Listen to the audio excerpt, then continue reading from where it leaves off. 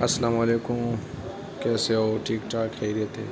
ابھی نیوز میں آیا ہے کہ ٹک ٹاک بند ہو گیا ہے، تو لوگ ٹک ٹاک کے بارے میں پوچھتے ہیں۔ ٹک ٹاک کھولنے کا آسان طریقہ یہ ہے، پہلے آپ پلے اسٹور میں جائیں، پھر وہاں اوپر وی پی این سرچ کریں، پھر یہ وی پی این آ جائے گا، ٹھیک ہے نا؟ یہ انسٹال کر لیں، انسٹال کرنے کے بعد واپس جائے اور یہ وی پی این کھولیں۔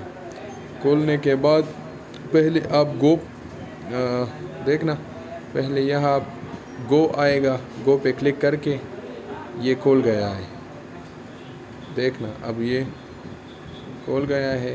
اب واپس جائے، اس پیج سے نکل کے واپس جائے کہ اب ٹک ٹاک کھول دے اور دیکھیے ٹک ٹاک ابھی کام کر رہا ہے۔